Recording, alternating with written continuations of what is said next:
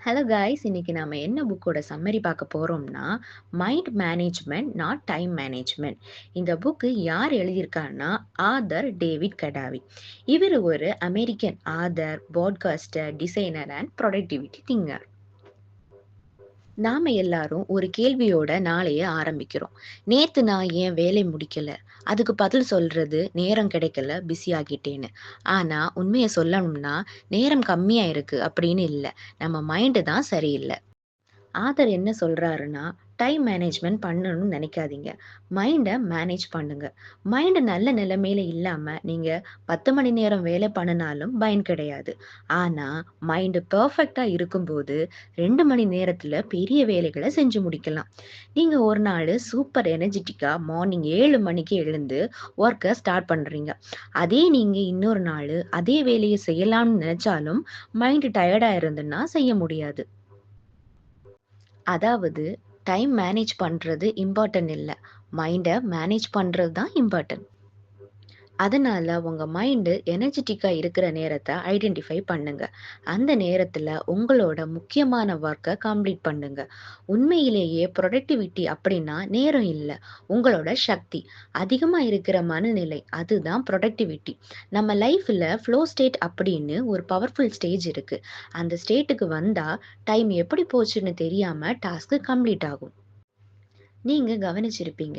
சில சமயங்கள்ல நம்ம ஒரு வேலைய செய்யும்போது, முழுக்க முழுக்க அந்த வேலையிலேயே மூழ்கி போயிடுவோம். டைம் எவ்வளோ போச்சுன்னு தெரியாது. அதே வேலைய கம்ப்ளீட்டும் நம்ம பண்ணிருவோம். அந்த ஸ்டேஜ் தான் ஃப்ளோ ஸ்டேட். இந்த ஸ்டேஜ் கிட்டத்தட்ட மேஜிக் மாதிரி தான். நீங்க ஃபுல் ஃபோக்கஸ்ல, ஸ்ட்ரெஸ் இல்லாம என்ஜாய் பண்ணி வேலைய முடிக்கிறீங்க.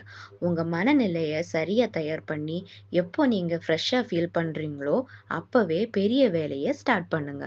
நெக்ஸ்ட்டு டைம் ஸ்லாட்ஸ ஃபிக்ஸ் பண்ண வேண்டாமா? சில பேரு சொல்லுவாங்க, நான் காலையில ஒரு 9 மணிலேருந்து 10 மணிக்குள்ள இந்த வேலைய செஞ்சு முடிச்சுருவேன்னு. அண்ட் இந்த டைம்ல இதுதான் செய்யணும்னு ஃபிக்ஸ் பண்ணியிருப்பாங்க.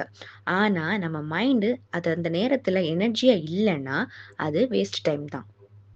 அதனால உங்களோட ப்ரொடக்டிவா இருக்கிற நேரத்த நீங்களே அப்சர்வ் பண்ண ஸ்டார்ட் பண்ணுங்க. உங்க பெஸ்ட் ஒர்க்கிங் டைம் மார்னிங்கா இருக்கலாம், ஈவினிங்கா இருக்கலாம். அதே மாரி ஒவ்வொருத்தருக்கும் வேற வேற பெஸ்ட் டைம் இருக்கும்.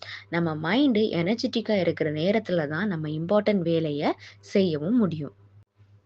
Next rest. கேட்கவே ரைமிங்கா இருக்குல்ல. அதே மாரி நம்மள்ல சில பேரு வேலையே கதின்னு இருப்பாங்க. ரெஸ்ட்டே எடுக்க மாட்டாங்க. வேலைன்னு ஓடுறது மட்டும் வாழ்க்கை இல்லல்ல.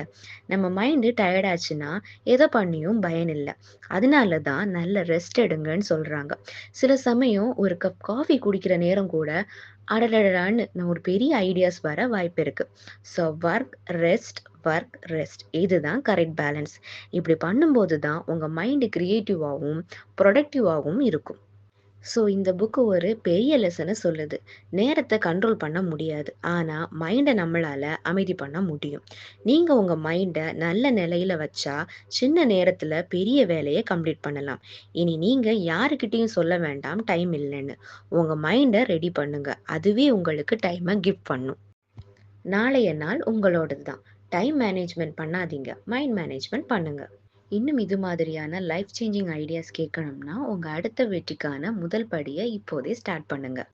இந்த சம்மரி உங்களுக்கு பிடிச்சிருந்துன்னா லைக் பண்ணுங்க, ஷேர் பண்ணுங்க அண்ட் கமெண்ட்ஸ்ல உங்க தாட்ஸ சொல்லுங்க.